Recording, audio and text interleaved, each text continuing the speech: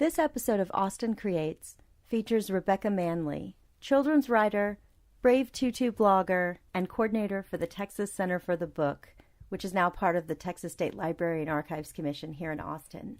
Hi, Rebekah. Hi, everyone. So let's see, where did it all begin? Where were you born? Where did you grow up? So I actually was born in Lubbock, Texas. I have a twin sister, and we moved here when we were 3. I have an older brother as well. So I feel like I grew up in Austin and loved it. I have lots of memories of Zilker Park Zephyr and climbing on the marble cows at the Arboretum and all Austin things. I feel like the writing career actually did begin here. Fell in love with writing in 3rd grade with my teacher, Mrs. Lauderdale. Aww. And we recently reconnected, and she came to my first big event for, I'm sure we'll talk about, my job for Texas Center for the Book. And so the inspiration for who I am now very much took roots in Austin. Awesome. Yeah. And so you moved away for a while and then eventually made your way back. So tell me about that. Yeah, so we moved away. I remember we were in tears. We didn't want to move away from Austin, but we moved away to Arizona, and then I got planted there for high school and then undergrad. I moved back here for a little bit after undergrad and thought I'd get a job, but it wasn't the right time. I helped move my parents back to West Texas, and I took off for a job with Carnival Cruise Lines. How did that happen? I wanted to, there were 3 things on my list, my ideal job list. I wanted to be around people, walk to work, and travel and get paid for it. Nice. And that was all of them. Yeah. And so that was before or after college? That was after college. And then while I was on the cruise ship, I kind of asked myself the question, what the question you're supposed to ask, what would you do if you couldn't fail? And it was to write, and to write at a professional level. And so I started looking into grad schools, and I knew that I also wanted to write for children. I had known that for a long time, and I knew I wanted to write for adults as well, but I realized that there were the children-specific programs would help me learn all the skills. And I narrowed it down to 2 of the best programs, and then the best program I could find that was higher residency was Hollins University in Roanoke, Virginia, home of Margaret Wise Brown, who wrote Goodnight Moon. So while I was on the cruise ship, I started grad school.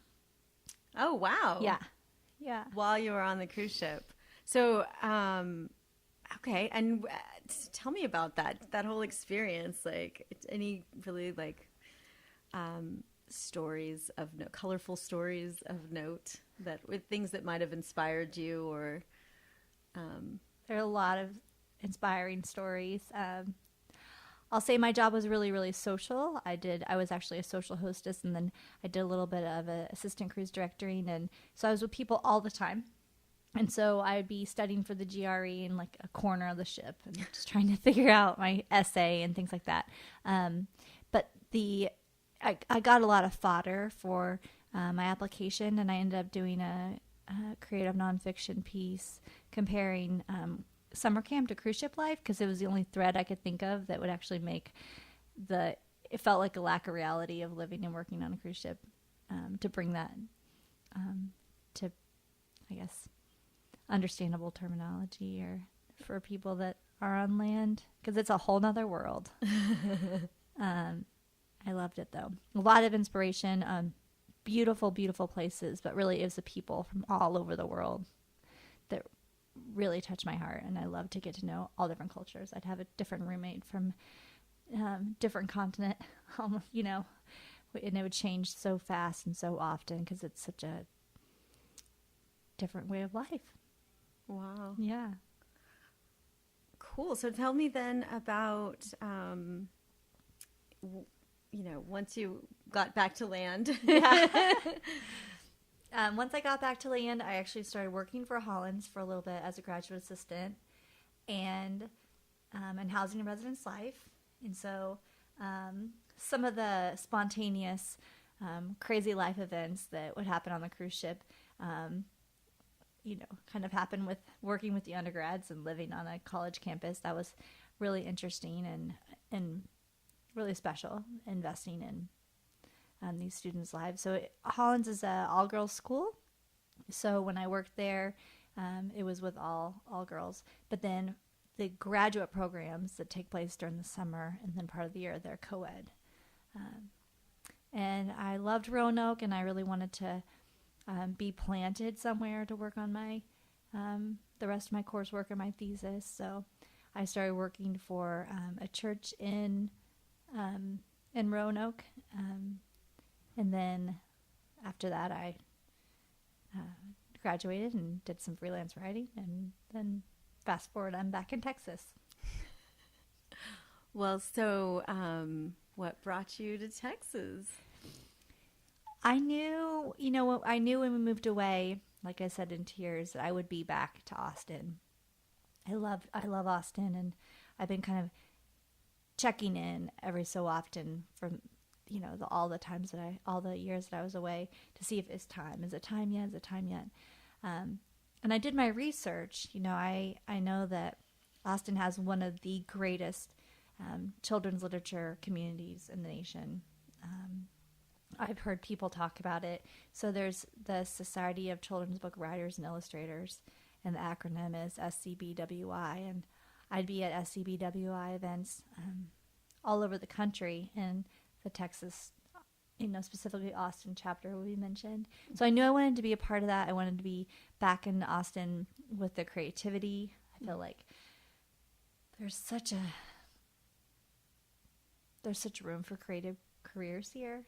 Yeah. Creative people and understanding of that. So I knew there was that draw. And then also it's home. I have a lot of family, friends, and people I care about and around Austin and in Texas in general. And then I have family in Arizona and in Oregon. So it just made sense to be closer. Nice. So I would like to talk about your inspiration as a writer and your process as a writer, and then we'll move on to the other stuff as well.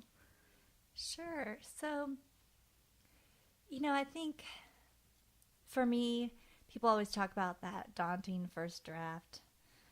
For me, I love first drafts. I love blank pages. I like the click of the keys with white space underneath. For me, the harder part comes with the editing, but I have a lot of joy and delight in that fresh work production. So I think I don't get hung up on starting something. Sometimes it's the hang up is sometimes deciding what I want to finish. And I write picture books. It's a bulk of what I write, and for those, they need so much editing. I would have written you a shorter letter, but I didn't have the time. I mean, picture books take so much time because you have a whole story arc, and almost a minor story arc in each page turn, and you have to have fodder for every single picture. And so those to craft a good picture book manuscript takes a lot of time, and honestly, I love it. So I'm not even afraid of editing that. I just think it's sitting down and chunking away at something that sometimes I should be a little bit more disciplined in, because I have so many things I like to do. So it's finding what I want to do or have time to do. That's the harder process for me. Makes sense. Yeah. So tell me about some of the books that you've done. So one of my books is a chapter book, and actually takes place here in Austin. That's the setting, Balcones Woods, actually. Oh, nice. And it's about a little girl who she aches to have her brother's attention back. He's older and he's moving on. He has friends. And so she knows he loves ice cream, and she loves ice cream. And she's fascinated with the idea of working for the ice cream man. So she decides if she gets an internship with him, then her brother will be back and want to be an intern with her. And so it's the summer goal is to work for the ice cream man. That's Bella, Bella Eve. That's her name. And then I have different manuscripts. Like one of them is about a girl that flushes her dad's phone down the toilet and a mermaid finds it and what happens with that. I love that. It's a lot of fun. I have 2 different board books. They're about sheep, lambs. And then I have one book right now that I'm working actually with. I have some friends in the deaf community, and they're kind of helping me because it's Twyla Twirls, and it's a day in the life of Twyla. It's actually her birthday. And I from right now, Twyla, the character, is not able to hear, and so I want to understand that a little bit better and make sure that I'm true to her story and true to her character. And so that's something I'm working on. And I have a coffee shop parody book that I'm working on. And then I honestly have a lot of manuscripts in the works. And then I work a lot on Brave Tutu, which is my blog. And then the chapter books. I also have chapter book manuscripts going as well. Wow. And the chapter books are for what age range? So they're different. I like to sort of break it down like this, especially if, people are kind of new to the picture book world, because we know about picture books, and then we know about young adult. Those both get a lot of hype. But to break it down even a little bit more, there's board books, which are they're like board like pages, and you picture 0 to 3-year-olds chewing on it. And then there's the step after that, picture books. And then you can get into early readers.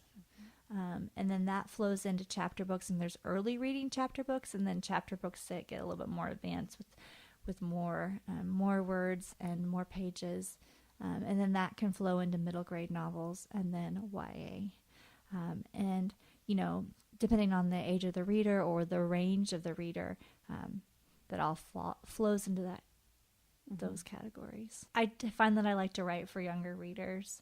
So I'd say my chapter book right now is probably could be a really, really high reading 6 or 7-year-old up to maybe 8, potentially 9. It's that range right there. Cool. And I think something that would be important to clarify is, I have had, you talk about books and manuscripts. So manuscripts, I see them as books, but they're not going to be officially books probably until they're published. And that's something that I have a lot of leads on, things I'm working towards. But manuscript-wise, I probably have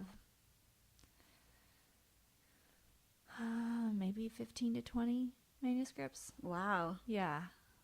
And then of those that I'd feel comfortable, sharing with the world, probably 10 solid ones. Awesome. And then the other ones are ones that I put aside and then come back to and keep working on. Sometimes it's like old friends you call up. You're like, I haven't heard from this one in a while. Let's see how this manuscript's going on. So do you work with an artist, or do you do the illustrations yourself, or what's the process like when you're working on a children's book?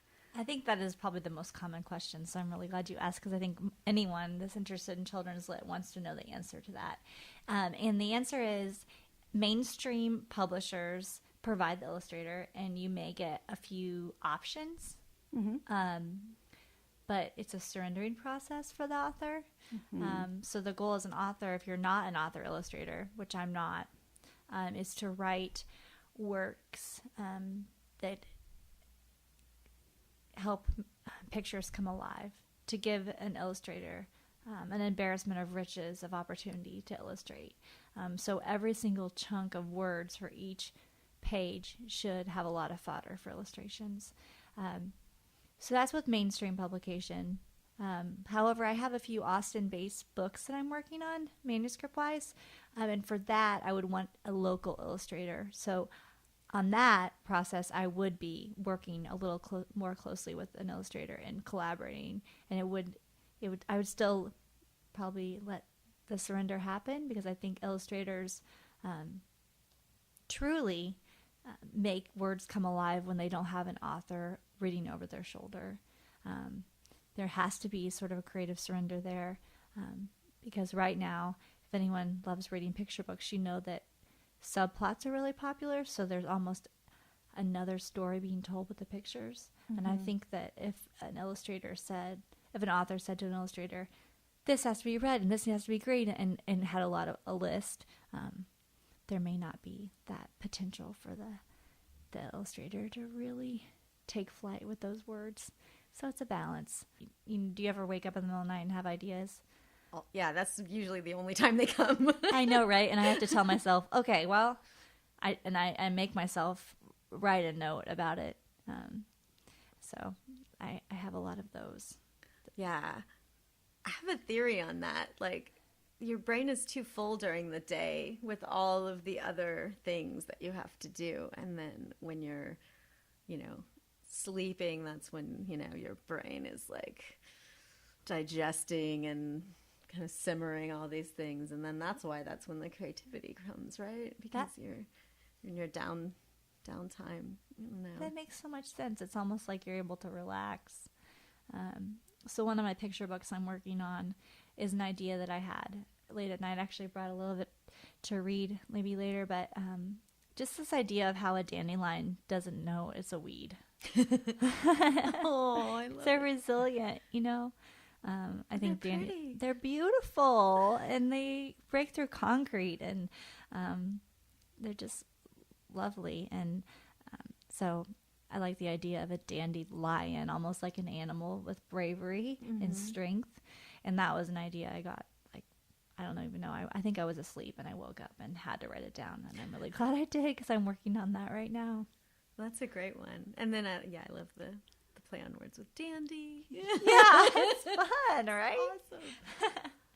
That's so cool. Well, little later, I'm looking forward to having you read some excerpts from some of your work. In the meantime, though, let's talk about what was your inspiration for Brave Tutu, this blog that you do. Oh, I love it, and I think if you were to see it written out, it's BRAVETUTU, because I love tutus. But I love the play on words, and every article I end with "Remember your brave tutu," and I like that it's you're brave as well, and then you're brave tutu, because I see. Honestly, the idea of Brave Tutu is more than just an article of clothing. It's almost a frame of mind. And I try to encourage people. It's not just for, tutu-wearing ballerinas. It's for all ages, boys and girls. It's this almost this idea of seeing significance in small moments and pieces of time that can really be overlooked. I think the idea for me of a tutu is a sort of whimsical piece of heart real estate that might have been lost somewhere along my childhood path. And I like to remember those moments and kind of get back to them, whether it's, sitting down and writing an article on something I see in the day, or blowing bubbles, or taking a moment to appreciate what brings someone else delight. And so that's what Brave Tutu is. It's bringing a zoom button in on small moments that I believe offer that matter, that have significance. So the tagline is "Take courage and delight, discover power in small moments," and that leaves a wide range of topics. And people talk about blogging. I think people blog in all different ways. For me, it's not just a free flow of thoughts. I only right now have 2 articles a month because I put a lot into those articles, and they're really short. But I give them a lot of thought, and have guest artists, and coming up I'll have a guest artist who's a local illustrator, and she's going to share part of her creative process. And so I love to highlight other people and their creative journeys. So that's awesome. Yeah, I hope to maybe have you read some of that too. it's fun. So I guess walk me through how did you this creative person end up working at the Texas Center for the Book? Were they just like, "You're amazing, you're creative, we want you," something like that, basically? No. Well, you'd have to ask them. I will say, sometimes I'm a big believer in we can only see one step at a time. I think I had this dream of being a children's author, and it's something I'm actively pursuing, and I've taken the steps to make that, and that's out there in the distance, and it's in the present. But for me, my steps brought me back to Austin, and I really, the year before that, I was a freelance writer, and I decided I just wanted to write for a paycheck. And I wrote and wrote and wrote. I had multiple articles. I was balancing different publications, and it was so exciting. But I didn't write any children's lit. I wrote a lot for business magazines and journals. I learned all about cybersecurity and minimally invasive spinal surgery. And but I realized I wanted to write for children, and I wanted to get a paycheck and have insurance. So I started working at Starbucks, and I knew that they would be the bridge for me back into Austin. So I took that intentional step. And while I was here in Austin, I was getting a lot of writing done. I also decided over a year ago that I wanted to also be in schools and work with librarians and books. So I started working with a book distributor. And it was through that job that I met someone from the Texas State Library and Archives Commission, and they actually found me on Facebook and gave me the job description for the coordinator for Texas Center for the Book. And I honestly was like, no, I reached my triad. I'm writing a lot. I get to serve coffee and people. I love that. And then I also have connection with schools and librarians. I'm got it. I'm fine. And then I read the job description, and my MFA's in children's lit, and then my undergrad's in public relations, and it was almost like this beautiful combination of both of them, and it was a dream, and I couldn't not apply. That's awesome.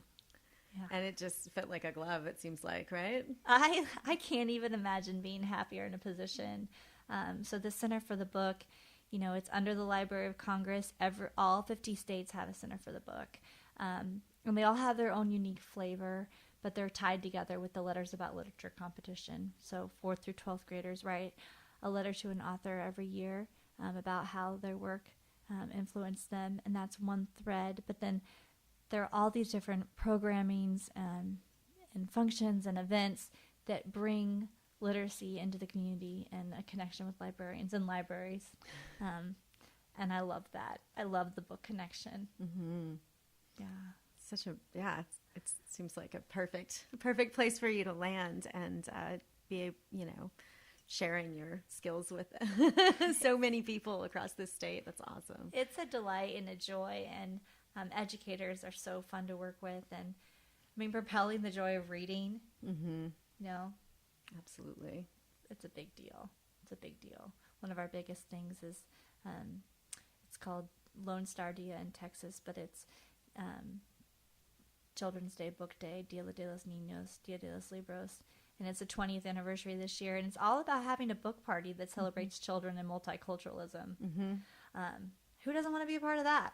Yeah, we celebrate it every year at the Austin Public Library. It's a big deal. It was started by Pat Moore, a librarian here in Austin. Yeah, Pat Moore.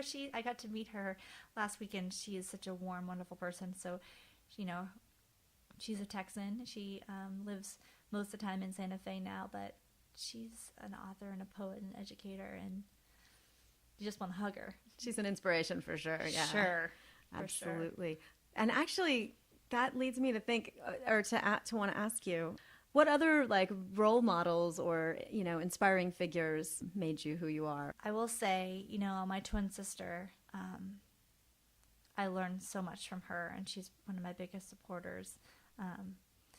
She's a social worker, so she's just really good at loving people through the hard situations, and I feel like I get a lot of inspiration from her and my family. And then honestly, there are people that inspire me throughout the days, and I think that's a lot of what Brave Tutu has to do with just seeing little moments of time. And I saw a lot of this as a barista. I saw moments of warmth between strangers, and I want to know more about that. And I see kids and their vulnerability on the playground, calling out this one kid. This happened recently. He said, "I need an adult. Any adult will do. I need some help." And I just remember thinking, good for you, kid. I want to be more like you and just know, sometimes anyone, just let's just reach out for help. And so I think I've had a lot of people help me along the way. A lot of people. So I was just thinking, you were talking earlier about really wanting to learn more about the character. So how much of what you write about like comes from, inside of you, and how much of it comes from your interactions with the outside world and, studying and learning about other people and other things? Oh, that's a great question. You're really good with the questions. I'd say I put a lot of thought into the characters and want to give them a room for growth. But I will say, and maybe this is a selfish thing, I never write any characters that I don't want to hang out with because I know I'm going to be with them for a lot of drafts. And so I usually write characters that I would want to spend time with, a significant amount of time with. And I think that's where the exposure to lots of different types of people is important, because there's a lot of inspiration for that. So I like to meet tons of people and get to know people, and that's why Austin's so great, is we have so many different people from all over.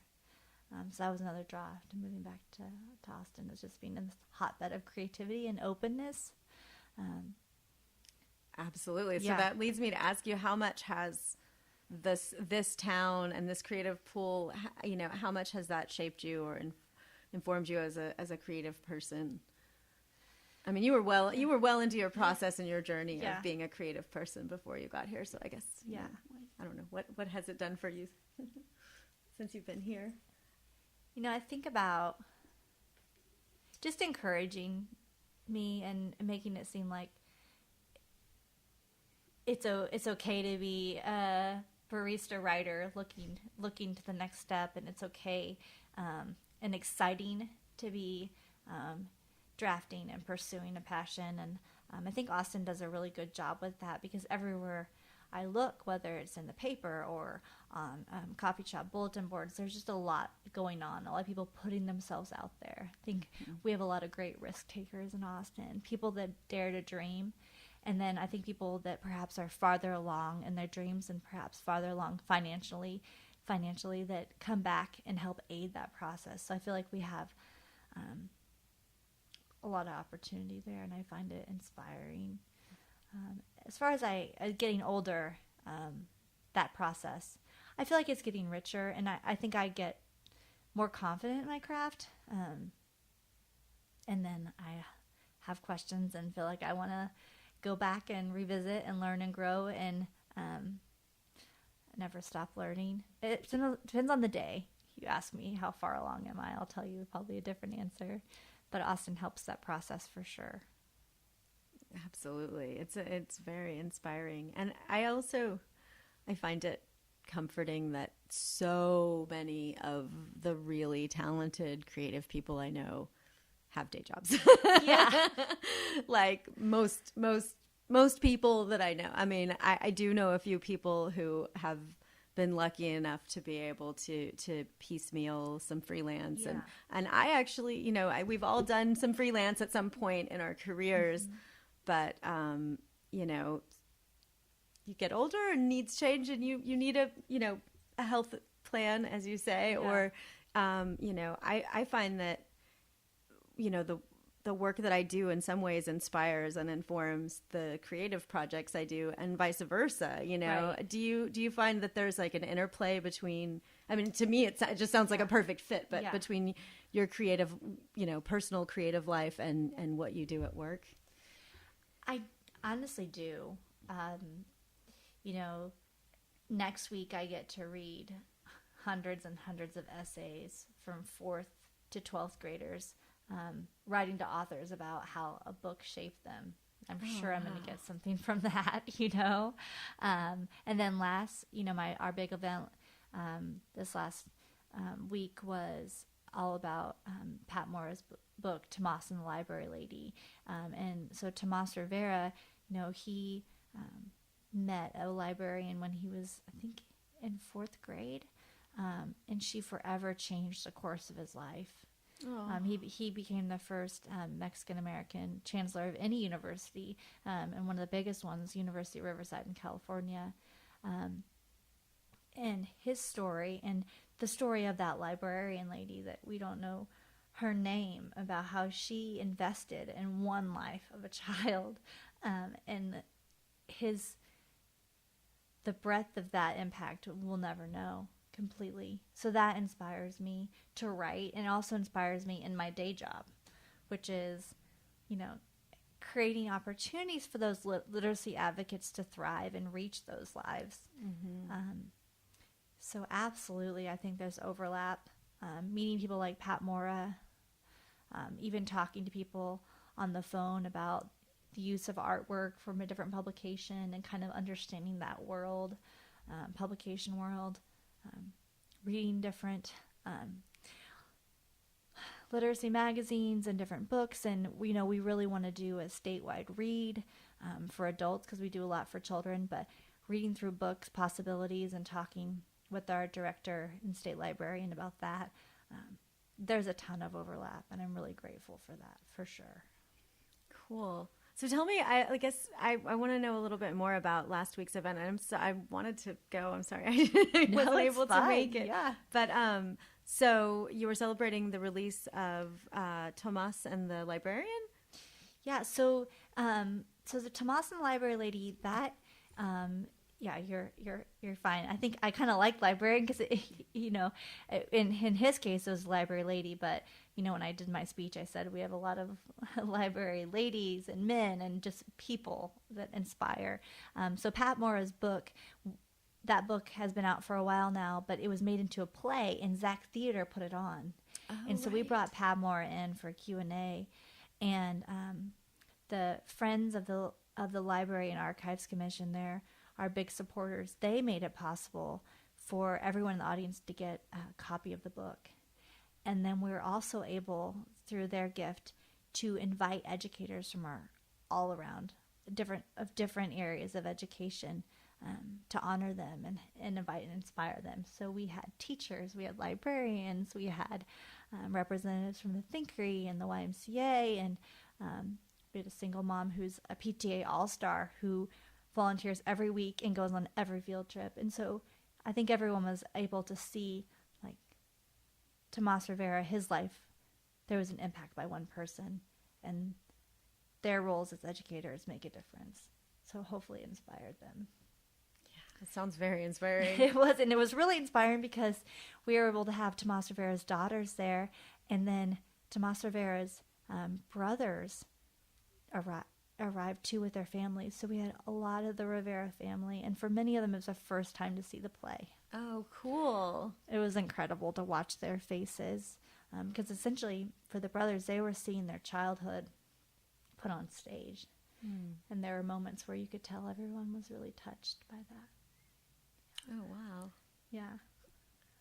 That's awesome. So I guess what additional, what are your, moving forward, what are your goals? What are your creative goals? What are your sort of, not just creative goals, what are your goals? What are you just itching to do? Get out there and start next. I have a few Austin manuscripts that I have that I really would like to focus on having something born and raised and grown in Austin as far as a manuscript illustrated and published here. So that's something that is on the forefront of my mind. I want to keep working with Brave Tutu because I heard in a podcast, actually, an author, she was talking about how building a social quote-unquote platform really is about pulling up a bench for readers and having an opportunity for people to dialogue and converse. And so I want to make Brave Tutu more of a place where people could come and be in conversation and start more conversations and connect with more artists and authors. So it's not really the Rebekah Manley show, but really a place of connection. So I'd like to invest more in that. I'm actually going to start a toolkit, TULLE kit, where there's going to be more fodder for conversation on the day-to-day. Honestly, and I'm new to this position, so I just celebrated 2 months this Wow. last week. So I really keep growing and understanding, how I can serve the Texas State Library and Archives Commission and be true to the Center for the Book. So grow in that. I have a big goal to make sure that my commitment to literacy and learning in libraries is something that I'm hopefully hoping to contribute to. And then keep writing, all the time. Do you write every single day? Or In some form, yes. There's even if it's just a quick journal entry, something.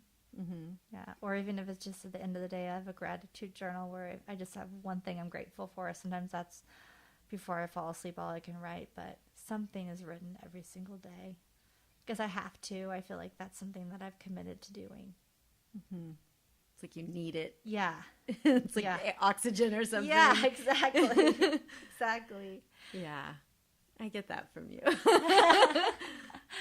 And then maybe a goal is just to keep noticing the small and paying attention. I think being really intentional.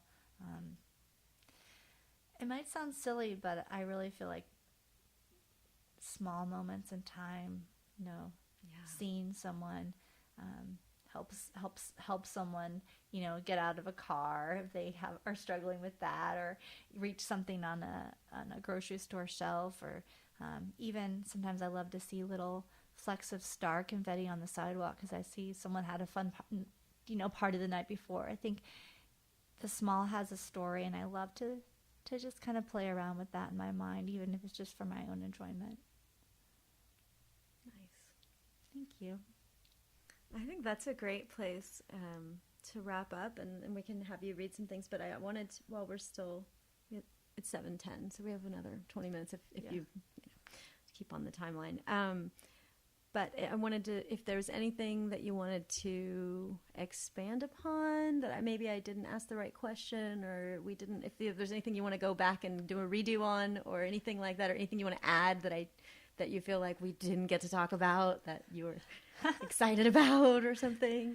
Well, it's funny because I think sometimes I hear things like this and I feel like sometimes people go in and do it, have an agenda. And one of the things you were talking to me about is you're going to ask me about like Austin and how you think it might have changed and different things like that. And I was thinking, if she asked me that question, what will I say? Because I'm not one of those Austinites. It's like, wow, it's so populated now, all these different things. Like, I think it's exciting where we're going.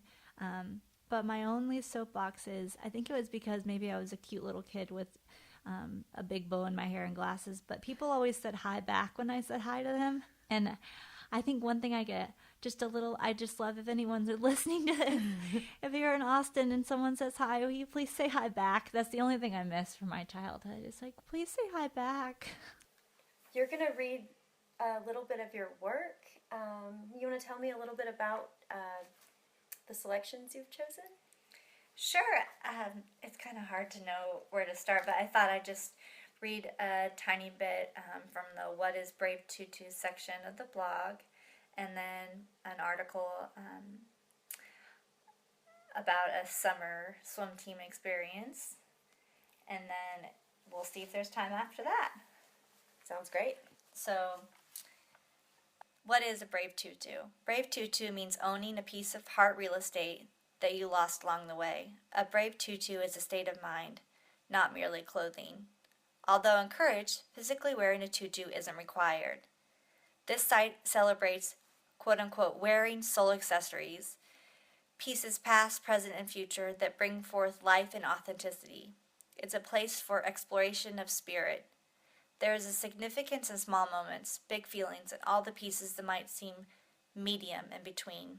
Embracing them can take bravery. Remember, you're brave tutu. I love that.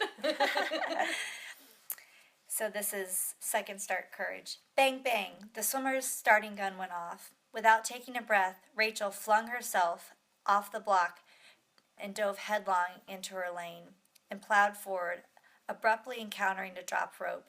She heard the horn. Confused, she pushed the rope off and just kept swimming. Again they dropped the rope. This time, more confused and even more determined, she untangled herself and took off again. Breathless, she swam freestyle to the opposite wall. At age 6, my twin bolted into the water for her first race ever. At the finish line, Rachel looked around and saw no other swimmers. She initially thought, I beat everyone by a mile. Her victory celebration ended abruptly when someone explained to her about the false start. At this point, everyone at the swim team watched. Without hesitation, Rachel climbed out of the pool. With courage, she walked the long stretch back to her waiting competitors. She stood back up on the starting block, secured her goggles, and raced again. This time, she truly ran the race.